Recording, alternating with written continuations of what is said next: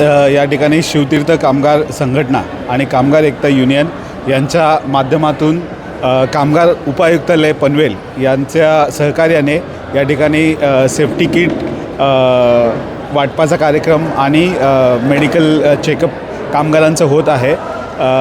खरं तर आपण जर बघितलं तर खोपोलीसारख्या जे शहर आहे ज्याच्यामध्ये कामगारांची संख्या वाढते, शहर वाढते, याच्यामध्ये बांधकाम कामगार यांची पण खूप मोठ्या प्रमाणे संख्येमध्ये वाढ होते, पण त्यांचा जो लाभ आहे तर तो लाभ फार कमी लोकांपर्यंत पोहोचत आहे। पण शासनाच्या माध्यमातून आणि माननीय मुख्यमंत्री उपमुख्यमंत्री यांच्या सहकार्याने तसेच आमदार महेंद्रसाहेब थोरवे यांच्या सहकार्याने या ठिकाणी आज हा कार्यक्रम होतो आहे। 100 कामगार आहेत ज्यांची नोंदणी आपल्याकडे झालेली आहे आणि त्यांना सुरुवातीचा पहिला फायदा म्हणून आपण हा सेफ्टी किटचा कार्यक्रम या ठिकाणी घेत आहोत। याच्यानंतर याच्यामध्ये 27 वेगवेगळ्या प्रकारच्या ज्या योजना आहेत त्यांचा लाभ या माध्यमातून या सर्व नाका कामगार, कन्स्ट्रक्शन वर्कर्स म्हणजे जे बांधकाम कामगार आहेत यांना यातून होणार आहे। गेले वर्षापासून माननीय आमदार साहेबांच्या आधिपत्याखाली शिवतीर्थ कामगार संघटना स्थापन झाली आणि साहेबांचा उद्देश होता की कामगारासाठी काहीतरी करावं। त्या अनुषंगाने शिवतीर्थ कामगार संघटनेचे जे पदाधिकारी आहेत त्यांनी आणि सर्व आपल्या शिवसेनेच्या सर्व पदाधिकाऱ्यांनी मिळून एकत्रपणे सर्वांनी काम केलं आणि त्या संघटना त्या ठिकाणी स्थापन झाली।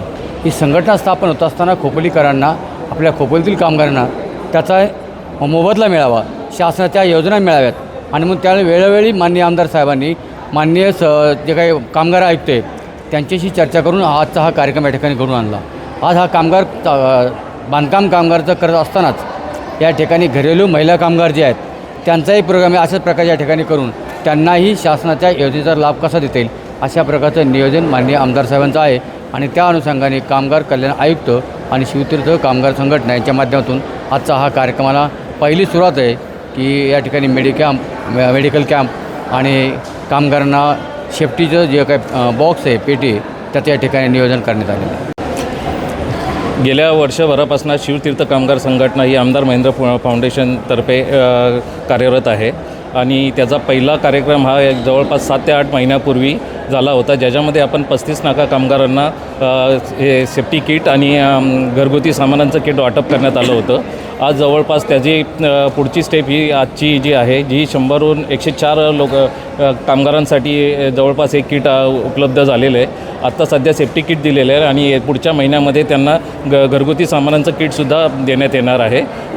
त्याचबरोबर आज इथे आपण मेडिकल कॅम्पसुद्धा त्यांच्यासाठी लावलेला आहे। येत्या काळामध्ये जे कामगारांसाठी काम करण्यासाठी जे आम्ही सर्वजण जे काम करत आहोत ते आम्ही एक मोठ्या स्तरावर नेत आहोत। खोपोली शहरामध्ये जवळपास 4 ते 5 हजार नाका कामगार जे वेगवेगळ्या बिल्डिंगमध्ये रस्त्यावरती काम करत असतात, तर अशा सगळ्या कामगारांना आम्ही न्याय मिळवून द्यायचा प्रयत्न करणार आहोत आणि आजची 104ची जी हे आहे संख्या आहे ती आम्ही हजारोंच्या संख्येमध्ये नेण्याचा प्रयत्न करू आणि खोपोली शहरातल्या नाका कामगारांना शेवटच्या घटकापर्यंत ते पोचवण्याचा आम्ही प्रयत्न करणार आहोत आणि येत्या वर्षामध्ये आपण हा कार्यक्रम हा मोठ्या प्रमाणामध्ये घेण्यासाठी आम्ही प्रयत्न करू, जेणेकरून नाका कामगारांना शासनाची योजना मिळेल आणि त्याचा शासनाच्या विविध योजनांचा त्यांना लाभ होईल।